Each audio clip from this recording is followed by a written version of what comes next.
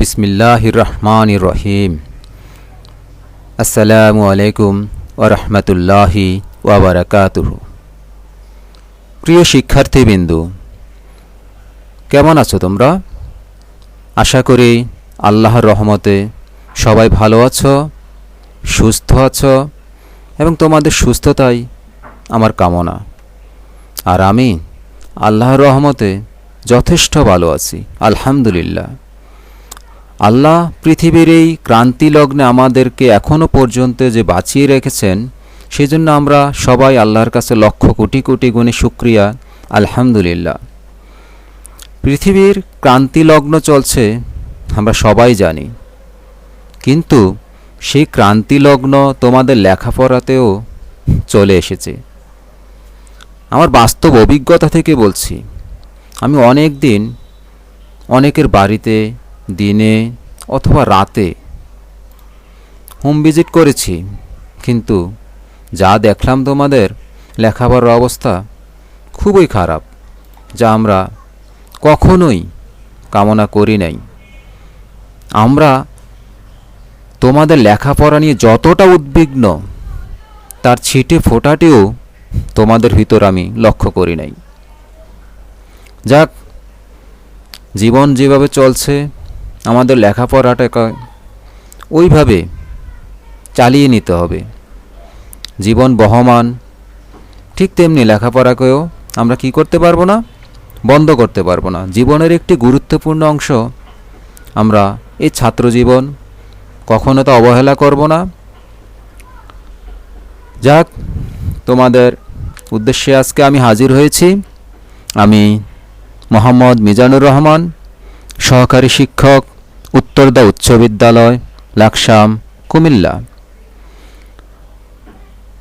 আর আমি যেই বিষয় নিয়ে আজকে তোমাদের সামনে উপস্থিত হয়েছি, সেটি হলো নবম ও দশম শ্রেণীর আইসিটি মানে তথ্য ও যোগাযোগ প্রযুক্তির কিছু গুরুত্বপূর্ণ এমসিকিউ মানে বহু নৈর্ভিত্তিক প্রশ্ন ও উত্তর নিয়ে আলোচনা করব। অবশ্যই তোমরা একটু গুরুত্ব সহকারে দেখবে, যা তোমাদের অবশ্যই কাজে লাগবে। যাক, তোমাদের সুস্থতা কামনায় আমি সামনে অগ্রসর হচ্ছি। আমরা এখানে দেখতে পাচ্ছি আজকে প্রথম যে প্রশ্নটি, তোমরাও দেখতে পাচ্ছ, কে সর্বপ্রথম তড়িৎ চৌম্বকীয় বলের ধারণা দেন? চারটি অপশন রয়েছে, দেখছ, Jagadish Chandra Basu, Maxwell, Raymond S Tomlinson নাকি মার্কনি?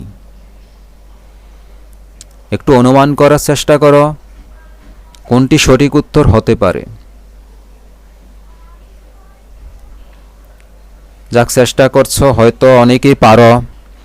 তড়িৎ চৌম্বকীয় বলের প্রথম ধারণা দিয়েছিলেন ম্যাক্সওয়েল। তার পরের প্রশ্নটি তোমরা দেখতে পাচ্ছ, মাইক্রোসফট প্রথম কোন অপারেটিং সিস্টেম তৈরি করে? মাইক্রোসফট শব্দটির সাথে আমরা সবাই কম বেশি পরিচিত, কারণ মাইক্রোসফট এমন একটি কোম্পানি যা ছাড়া কম্পিউটার অনেকটাই অচল, আমরা জানি।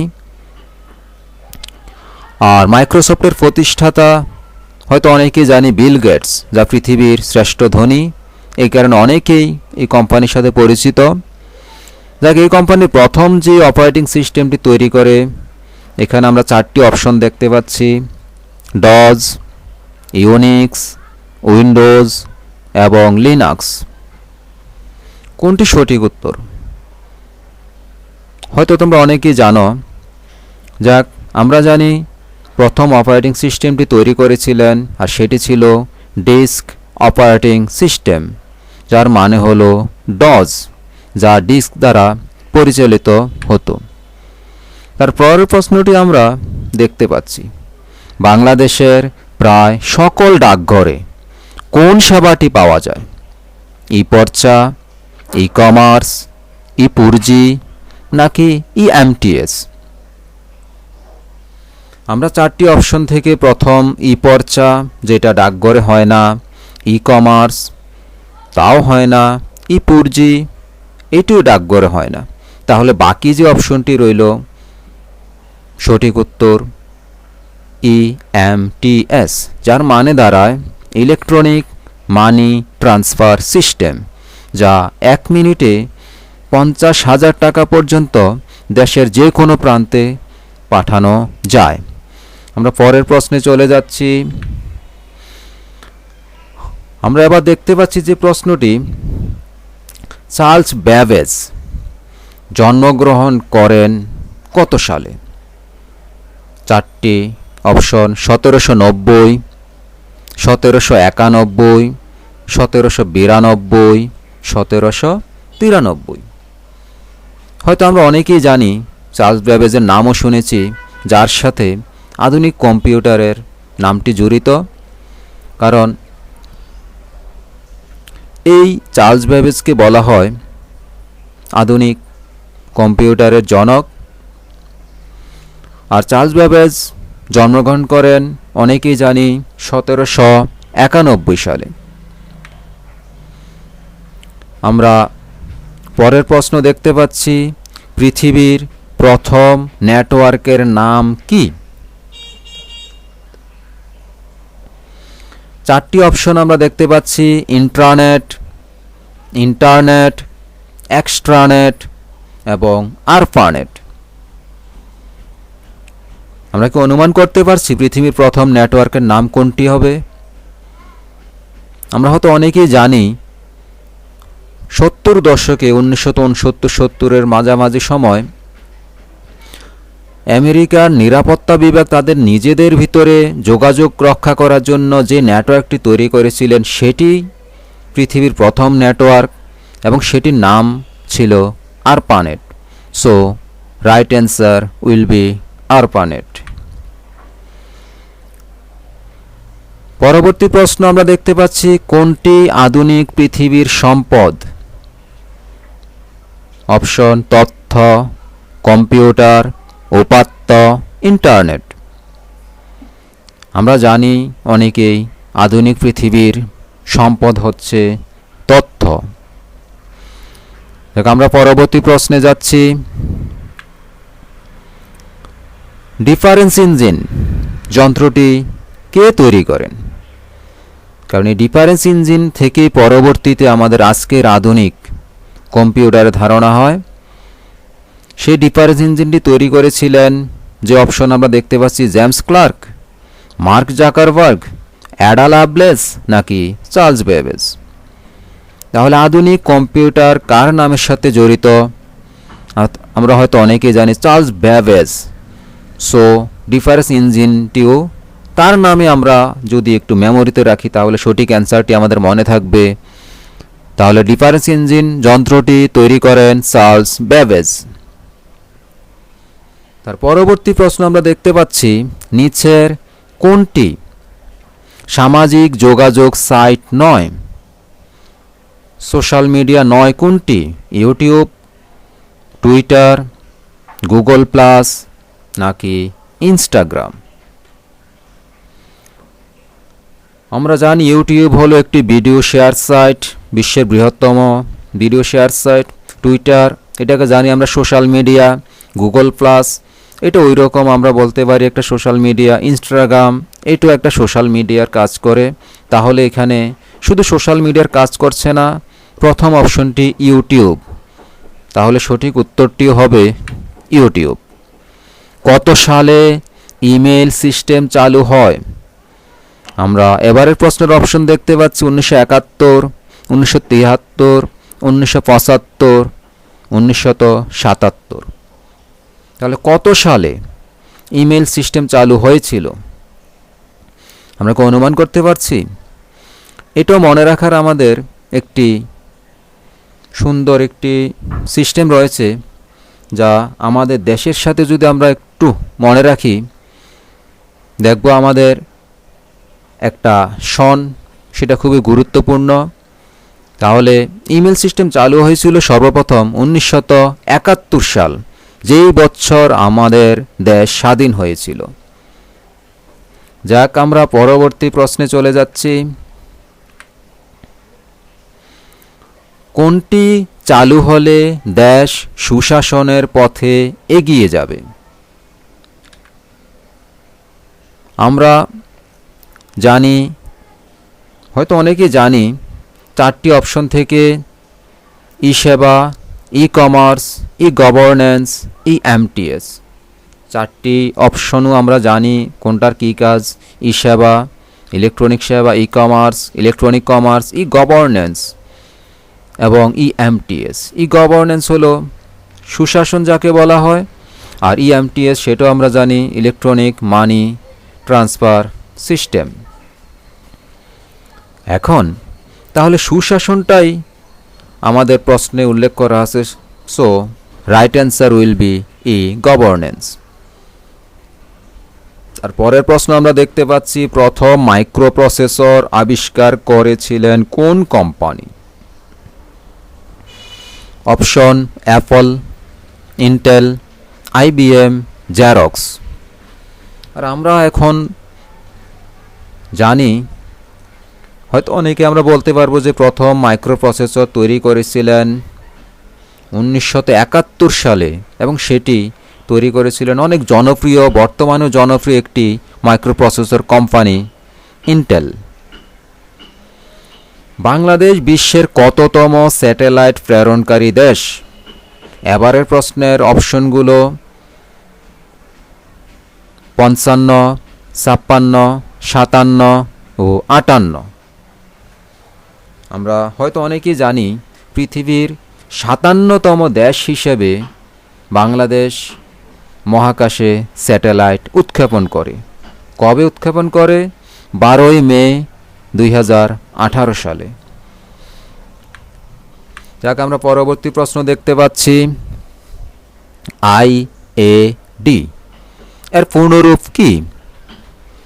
হয়তো অনেকেই বলতে পারবো, তারপর আমরা অপশনগুলো দেখে নিচ্ছি, কারণ অপশনগুলোর ভিতরে সামান্য একটু ডিফারেন্স থাকে, যার কারণে হয়তো আমরা অনেকেই ভুল করে বসি। প্রথম option internet addiction disorder, internet attraction disorder, এরপরে internet edition disorder, internal addiction disorder. এখানে সামান্য একটু পার্থক্য দিয়ে 4টি অপশন দেওয়া হয়েছে। IAD যা ইন্টারনেট ব্যবহারের সাথে এবং এডিকশনের সাথে সম্পৃক্ত, আসক্তির সাথে। সো হয়তো আমরা জানতেও পারি, আর না জানলেও এখানে IADর পূর্ণরূপ বা সঠিক অ্যান্সার হবে internet addiction disorder. Operating system কি, বা অপারেটিং সিস্টেম একটি কি ভাইরাস, সফটওয়্যার, স্পাইওয়্যার নাকি হার্ডওয়্যার? ভাইরাস আমরা জানি এটি একটি সফটওয়্যার, আর সফটওয়্যার তো সফটওয়্যারই, আর স্পাইওয়্যার এটিও একটি ক্ষতিকারক জিনিস যা আমরা জানি কম্পিউটারে। আর হার্ডওয়্যার তো আমরা জানি যা ধরা যায়, ছোঁয়া যায়। তাহলে অপারেটিং সিস্টেম কি? এটা একটি সফটওয়্যার যা কম্পিউটার অপারেট করতে যে প্রোগ্রাম ব্যবহার করা হয়। আমরা তার পরবর্তী প্রশ্নে চলে যাচ্ছি। মাদারবোর্ডের সাথে সংযুক্ত থাকে একটি ব্যাটারি, যে ব্যাটারি যদি নষ্ট হয়ে যায় বা দুর্বল হয়ে যায়, তখন কম্পিউটারের তারিখ, সময় এগুলো সঠিকভাবে দেয় না আমাদেরকে। তাই আমরা এখন জানবো মাদারবোর্ডের সাথে সংযুক্ত ব্যাটারিকে কি বলা হয়। মাউস, COMS, CMOS, SOME আমরা অনেকেই জানি। ওই ব্যাটারির নাম হলো CMOS ব্যাটারি। যাক, আমরা পরবর্তী প্রশ্নে চলে যাব। এবার আমরা যে প্রশ্ন দেখতে পাচ্ছি, স্মার্ট ইবুককে কি বলা হয়? ডেটাবেস, ইপাব, চৌকস ইবুক নাকি PDF? স্মার্ট মানে যার ভিতর অনেক কিছুই লুকিয়ে থাকে, অনেক কাজ করা যায় যাকে দিয়ে। যেমন আমরা যদি বলি স্মার্টফোন, তার মানে আমরা বুঝতে পারতেছি ইবুকও ওই রকম একটি ইবুক যা স্মার্ট ইবুক, যার ভিতর অনেকগুলো অপশন থাকে। শুধু বই নয়, বইয়ের সাথে ছবি থাকে, ছবি ব্যবহার করার অপশন থাকে, এরকম আরও কিছু অপশন যেই ইবুকে আছে সেটাই হলো স্মার্ট ইবুক। সো এখানে অপশন আছে ডাটাবেজ হবে না, ই পাব তাও হবে না, সেটি একটি যন্ত্র ডিভাইস। তারপর আছে চৌকস ইবুক, তার মানে চৌকস মানে আমরা বুঝি যার ভিতরে অনেক ট্যালেন্ট লুকিয়ে থাকে। আর পিডিএফ তো আমরা জানি সেটি বইয়ের একটি format. So right answer will be চৌকস ইবুক। পরবর্তী প্রশ্ন, জনপ্রিয় ইবুক রিডার কি? হয়তো আমরা অনেকেই বলতে পারবো অ্যাপল নাকি গ্যালাক্সি নাকি কিন্ডল নাকি ইন্টেল। সঠিক অ্যান্সারটি হবে জনপ্রিয় ইবুক রিডার হলো কিন্ডল। তারপরে আমরা দেখতে পাচ্ছি সফটওয়্যার ইনস্টল করতে কোনটিতে ডাবল ক্লিক করতে হয়? Icon file, run file, dat file নাকি setup file? Icon file double click করলে হয়তো ওপেন হবে, রান ফাইল তাকেও এক ক্লিক করলে চলে, ডাবল ক্লিক করতে হয় না, ড্যাট ফাইল তাও হবে না।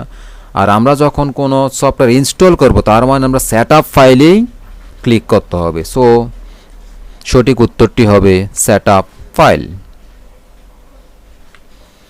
আমরা পরবর্তী প্রশ্ন দেখতে পাচ্ছি, কত সালে ভাইরাস শব্দটির নামকরণ করা হয়? ভাইরাস আমরা জানি এটি একটি সফটওয়্যার, তবে এটি একটি ক্ষতিকারক সফটওয়্যার যা কম্পিউটার এবং অন্য অন্য ডিভাইসকে কী করে ক্ষতি করে থাকে। আর প্রথম পৃথিবীতে যখন সেটি ধরা পড়ে তারপরে এটার একটি নামকরণ করা হয়। আর ভাইরাস শব্দটির নামকরণ করা হয়েছিল 1980 সালে। বিএসএ এর পূর্ণরূপ কি? হয়তো আমরা অনেকেই বলতে পারবো। যাক আমরা অপশনটি দেখি। অপশনগুলো এখানেও কাছাকাছি অপশন, যার কারণে আমরা ভুল করব না সহজে। প্রথম অপশন বিজনেস সফটওয়্যার একাডেমি, তারপর বিজনেস সফটওয়্যার অ্যালায়েন্স, তারপরে বিজনেস সফটওয়্যার অটোমেটিক, তারপর দেখা যাচ্ছে বিজনেস সফটওয়্যার এরিথমেটিক। অনেকটা কাছাকাছি, একটু ডিফারেন্স প্রত্যেকটা অপশনে। আর বিএসএ যা সফটওয়্যার নিয়ন্ত্রণ করে একটি, তার মানে আমরা এখানে বিএস এর পূর্ণরূপ কোনটি হতে পারে আমরা কি অনুমান করতে পারছি? দেখ সঠিক অ্যান্সার বলে দিচ্ছি, বিজনেস সফটওয়্যার অ্যালায়েন্স। তারপরের প্রশ্ন আমরা দেখতে পাচ্ছি বায়োস, BIOS, যা কম্পিউটারের অভ্যন্তরীণ জিনিসকে সেট আপ করে। যাক এখানে আমরা এর পূর্ণরূপ জানবো এখন। বায়োসের পূর্ণরূপ কি? 4টি option, basic input operating system, এখানেও কাছাকাছি option, basic input output system, basic input outer system. তারপরে আমরা দেখতে পাচ্ছি কোনোটি নয়। আসলে কি এখানে সঠিক অ্যান্সার আছে নাকি কোনোটি নয়? আর যদি আমরা জানি তাহলে সঠিক অ্যান্সার অবশ্যই আমরা এখান থেকে খুঁজে বের করতে পারবো। বায়োসের পূর্ণরূপ আমরা হয়তো অনেকেই জানি, বেসিক ইনপুট আউটপুট সিস্টেম। আমরা পরবর্তী প্রশ্নে চলে যাব। আমরা দেখতে পাচ্ছি পরবর্তী প্রশ্নে ভাইরাস কোনটিকে গ্রাস করে না? আমরা জানি ভাইরাস একটি প্রোগ্রাম, আর প্রোগ্রাম সবসময় প্রোগ্রামকেই কি করে গ্রাস করে, নষ্ট করে, কারণ এটি একটি ক্ষতিকারক প্রোগ্রাম। তাহলে কোনটাকে গ্রাস করে না? প্রোগ্রাম এটাকে গ্রাস করতে পারে। হার্ডওয়্যার এটা এমন একটা জিনিস যাকে শুধু আমরাই ধরতে পারি, ছুঁতে পারি। আর ফাইল সেটাও একটি এমন একটি অবস্থা, কম্পিউটারের ফাইল, সেটাকেও ভাইরাস আক্রমণ করতে পারে। সফটওয়্যার সেটাকে তো আক্রমণ করবেই। তার মানে হার্ডওয়্যারকে ভাইরাস কখনো ধরতে পারে না, ছুঁতে পারে না, তার মানে গ্রাসও করতে পারে না। তারপরের প্রশ্ন আমরা দেখছি রান। কমান্ড সক্রিয় করার প্রক্রিয়াটি কি বা কমান্ড কি? যাক, আমরা এখন দেখব 4টি option: Windows plus R, Windows plus P, control plus R, shift plus R. তাহলে রান কমান্ডটি যখন আমরা চালু করব তার সঠিক কমান্ডটি হবে, হয়তো আমরা অনেকেই জানি, উইন্ডোজ প্লাস আর। তারপরের প্রশ্ন আমরা দেখতে পাচ্ছি বিশ্বের প্রথম ইন্টারনেট ওয়ার্ম কি? 4টি অপশন: ফিটার worm, Morris worm, Trojan horse, CIS। হয়তো আমরা অনেকেই জানি বিশ্বের প্রথম ইন্টারনেট ওয়ার্ম, ক্ষতিকারক যেই জিনিস, ভাইরাসের আকৃতি, সেটা হলো মরিস ওয়ার্ম। আমরা সামনে যাচ্ছি। পরবর্তী প্রশ্নটি আমরা দেখতে পাচ্ছি এখানে, বিশ্বব্যাপী পাইরেসি নজরদারি করে কোন সংস্থা? বিশ্বব্যাপী পাইরেসি মানে আমরা জানি কপি করা, নকল করা, সেটা যেন বন্ধে কারা কাজ করে, কোন সংস্থা কাজ করে? BSA, BSTI, BCS নাকি BBS? তাহলে এখানে আমরা সঠিক উত্তর একটু অনুমান করার চেষ্টা করি। বিশ্বব্যাপী পাইরেসি নজরদারি করে BSA, বিজনেস সফটওয়্যার অ্যালায়েন্স। আমরা তার পরবর্তী প্রশ্ন দেখতে পাচ্ছি, কোন সফটওয়্যারের ইনস্টল প্রক্রিয়া একটু ভিন্ন ধরনের? আমরা হয়তো অনেকই সফটওয়্যার ইনস্টল করতে পারি, কিন্তু যেটা অনেকটা জটিল প্রকৃতির, সেই সফটওয়্যার কোনটি? Browser software, media player, photo editor, operating system. তাহলে এখানে প্রথম অপশনটি রয়েছে ব্রাউজার সফটওয়্যার, যেমন Google Chrome, Mozilla Firefox, Opera, এগুলো আমরা সহজেই ইনস্টল করতে পারি। তারপরের অপশন রয়েছে মিডিয়া প্লেয়ার, যেমন VLC, কেম প্লেয়ার, এগুলো আমরা সহজে ইনস্টল করতে পারি। ফটো এডিটর, এখানে অনেকগুলো সফটওয়্যার, যেমন এক কথা যদি বলি, আমরা ফটোশপের কাজ করি, ফটোশপ আমরা খুব সহজে এডিট করতে পারি বা ইনস্টল করতে পারি। তারপরে আছে অপারেটিং সিস্টেম। অপারেটিং সিস্টেম এমন একটি সফটওয়্যার যা ইনস্টল করতে হলে অনেক কষ্ট করে করতে হয় এবং সঠিক প্রক্রিয়াও জানতে হয়। তার মানে ইনস্টল করার প্রক্রিয়াটি সবচেয়ে কঠিন ও ভিন্ন ধরনের সফটওয়্যার হলো অপারেটিং সিস্টেম, যাকে আমরা এক কথায় বলে থাকি উইন্ডোজ, কারণ সবাই উইন্ডোজ দিতে পারে না, তাই এটি একটি ভিন্ন ধরনের সফটওয়্যার।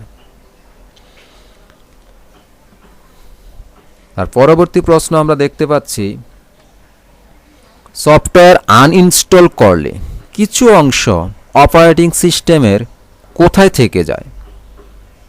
টেম্প ফাইলে, প্রিপেজ ফাইলে, নাকি রেজিস্ট্রি ফাইলে, নাকি কন্ট্রোল প্যানেলে?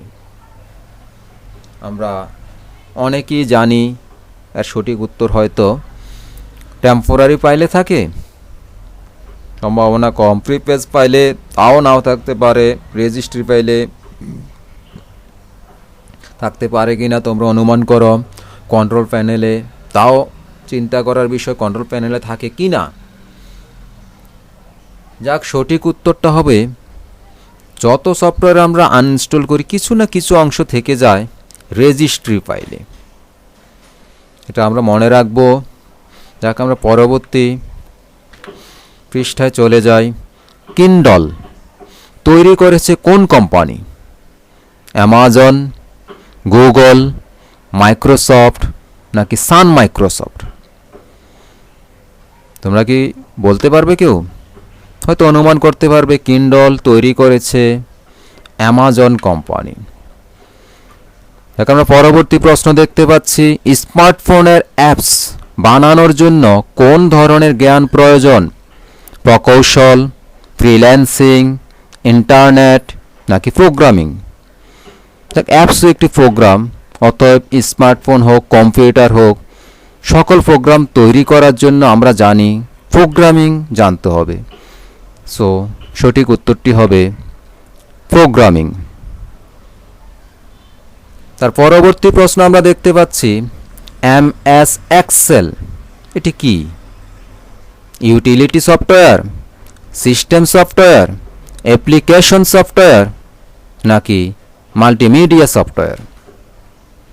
দেখ, MS এক্সেল আমরা হয়তো অনেকে পরিচিত, এটা দিয়ে আমরা কাজও করি, হিসাব নিকাশের কাজ করা যায় যাকে বলা হয়। সো আমরা এখান থেকে বলতে পারি সঠিক উত্তরটি হবে এটি একটি অ্যাপ্লিকেশন সফটওয়্যার। আমরা পরের প্রশ্নে চলে যাচ্ছি। কোনটি চিত্রভিত্তিক spreadsheet program? Microsoft Word, Microsoft Excel, Lotus নাকি ফক্স প্রো? আমরা কি জানি স্প্রেডশিট প্রোগ্রাম মাইক্রোসফট ওয়ার্ড এটা স্প্রেডশিট প্রোগ্রাম নয়, মাইক্রোসফট এক্সেল সেটা আমরা জানি স্প্রেডশিট প্রোগ্রাম, আর এখানে বলেছে চিত্রভিত্তিক স্প্রেডশিট প্রোগ্রাম, আর চিত্রভিত্তিক স্প্রেডশিট প্রোগ্রামটি হলো লোটাস। ডকুমেন্টের মার্জিন ঠিক করতে হলে রিবনের কোন ট্যাবে ক্লিক করতে হবে? দেখি আমরা হোম ট্যাবে নাকি ভিউ ট্যাবে নাকি ইনসার্ট ট্যাবে নাকি পেজ লেআউট ট্যাবে? যাকে আমাদের এখানে সঠিক উত্তরটি হবে পেজ লেআউট ট্যাব। আমরা পরবর্তী প্রশ্নে যাচ্ছি। ইবুক কত প্রকার? 3 প্রকার, 4 প্রকার, 5 প্রকার, 6 প্রকার? আমরা অনেকেই হয়তো জানি ইবুক 5 প্রকারের হয়ে থাকে। পরবর্তী প্রশ্ন আমরা দেখতে পাচ্ছি, এটা আমরা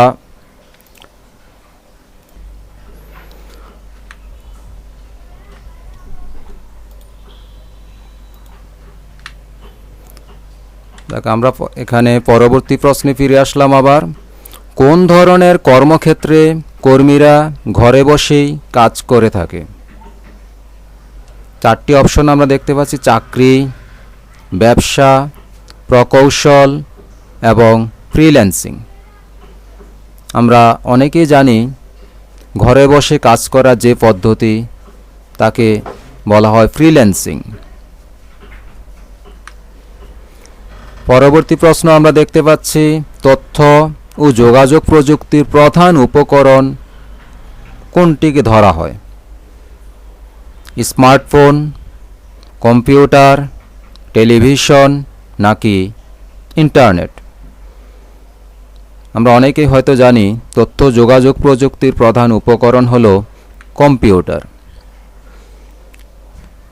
পরবর্তী প্রশ্ন, নিচের কোনটিকে লিখিত কন্টেন্ট বলা হয়? কার্টুন, অ্যানিমেটেড ছবি, শ্বেতপত্র নাকি গ্রাফিক্স? লিখিত কন্টেন্ট হলো শ্বেতপত্র। আমরা পরবর্তী প্রশ্ন দেখি। স্প্রেডশিটের একটি খোলা ফাইলে কয়টি শীট থাকে? সাধারণত পূর্বের যে স্প্রেডশিট প্রোগ্রামগুলো ছিল সেগুলোতে 3টি শীট থাকে, কিন্তু বর্তমানে যে স্প্রেডশিট প্রোগ্রামগুলো সেগুলোতে একটি মাত্র শীট থাকে, তবে শীট ইচ্ছে মতো বাড়ানো যায়। এরপরের প্রশ্ন আমরা দেখতে পাচ্ছি, স্প্রেডশিটের প্রধান অংশ কোনটি? সেল, রো, কলাম নাকি সারি? প্রধান অংশ হলো যার ভিতরে আমরা কাজ করি সেই অংশটি, যাকে বলা হয় সেল। আর ওয়ার্কশিটের সিলেক্ট করা ঘর সমষ্টিকে, আমরা যদি কিছু অংশ সিলেক্ট করি সেই সিলেক্ট করা ঘর সমষ্টিকে কি বলি বা কি বলা হয়? সারি, কলাম, সেল নাকি রেঞ্জ? নির্দিষ্ট একটি এলাকা সিলেক্ট করা বা ওই এলাকাটাকে বলা হয় রেঞ্জ। তাহলে সঠিক উত্তরটি হবে রেঞ্জ। আমরা পরবর্তী প্রশ্ন দেখতে পাচ্ছি, ওয়ার্কশিটে শতকরা হার বের করার ফর্মুলা কোনটি? আমরা 4টি অপশন দেখতে পাচ্ছি, A3 প্লাস B3% অথবা ইকুয়াল A3 ডিভাইড B3% অথবা ইকুয়াল A3 ইন্টু B3% অথবা A3 ইন্টু B3। আমরা জানি যখন পার্সেন্টেজ বের করতে হবে, শতকরা হার বের করতে হবে, তখন সেটাকে গুণ দিয়ে বের করতে হয়। তাই এখানে আর প্রত্যেকটা সূত্র লেখার আগেও সমান সমান দিতে হয়, সেটা আমরা জানি স্প্রেডশিটের নিয়মাবলী। আর এখানে যেই সূত্রতে সমান সমানও রয়েছে, গুণও রয়েছে, ওইটাই হবে রাইট অ্যান্সার। আর পার্সেন্টেজ তো থাকবেই। So right answer will B সমান সমান A3 into B3%। MS word এর কোন গ্রুপে বুলেট এবং নাম্বার আইকন অবস্থিত? ইনসার্ট, ফন্ট, প্যারাগ্রাফ নাকি ক্লিপবোর্ড? বুলেট এবং নাম্বার যেই আইকনে থাকে সেই আইকন হলো প্যারাগ্রাফ। আমরা দেখতে পাচ্ছি পরবর্তী প্রশ্ন, বানান সংশোধনের কমান্ড কোনটি? Word, view checker, spell checker নাকি নিউ চেকার? বানান সংশোধনের কমান্ড মানেই হলো স্পেল চেকার হবে সঠিক উত্তর। পরবর্তী প্রশ্ন আমরা দেখতে পাচ্ছি, হিডার ফুটার কোন ট্যাবের অন্তর্ভুক্ত? ইনসার্ট, ভিউ, ডিজাইন নাকি প্যারাগ্রাফ? হিডার ফুটার, হিডার মানে উপরের অংশ, ফুটার মানে নিচের অংশ, যাকে আমরা অন্তর্ভুক্ত করব। আর অন্তর্ভুক্ত করতে হয় যেই ট্যাবের সাহায্যে, সেই ট্যাব হলো insert tab. MS Word 2007 smart art কোন গ্রুপে থাকে অথবা কোন গ্রুপের অন্তর্ভুক্ত? Paragraph, margin, text, illustration. যাতে আমরা স্মার্ট আর্ট মানে সেখানে স্মার্ট কিছু আর্টের কাজ করা হয়, আর আর্টের ডিজাইনের কাজ করা হয়, সেটা যেই অংশ সেটা আমরা জানি ইলাস্ট্রেশন অংশে। আর বিভিন্ন স্টাইলের অক্ষর নির্বাচন করার জন্য কোন অপশনে যেতে হবে? এই প্রশ্নের উত্তরে আমরা 4টি অপশন দেখতে পাচ্ছি, ইনসার্ট মেনু, স্টাইল নামে ড্রপ ডাউন লিস্ট, ফন্ট নামে drop down box, layout menu. যখন আমরা অক্ষর নির্বাচন করব আর অক্ষরগুলাকে বলা হয় ফন্ট, তার মানে আমরা ফন্ট নামের ড্রপ ডাউন বক্সে ক্লিক করব, ওখানে যেতে হবে। তার মানে সঠিক উত্তরটি হবে ফন্ট নামের ড্রপ ডাউন বক্স। পরবর্তী প্রশ্ন আমরা দেখতে পাচ্ছি, 1 বাইট বলতে কি বোঝায়? 1 বাইট বলতে আমরা বুঝি 8টি, 10টি, 12টি নাকি 16টি? আমরা জানি 1 বাইট মানে হল 8টি। আর ওয়ার্ড প্রসেসরে ট্যাব কি একবার চাপলে কার্সর কতটুকু জায়গা এগিয়ে যায় বা সামনে চলে যায়? ট্যাব কি আধা ইঞ্চি, 1 ইঞ্চি, 1.5 ইঞ্চি নাকি 2 ইঞ্চি? আমরা অনেকেই জানি একবার ট্যাব চাপলে কার্সর মাত্র আধা ইঞ্চি সামনে এগিয়ে যাবে। তারপরের প্রশ্ন দেখতে পাচ্ছি, চন্দ্রাবতী এটি কিসের নাম? Multimedia software, word processor software, Bangla font নাকি ওয়েব ব্লগ? চন্দ্রাবতী আমরা অনেকেই জানি এটি একটি মাল্টিমিডিয়া সফটওয়্যারের বাংলা ফন্ট। যাক, আমরা আজকে এ পর্যন্তই। তোমরা সবাই ভালো থাকো, সুস্থ থাকো। তোমাদের সুস্বাস্থ্য কামনায় আজকে আল্লাহ হাফিজ।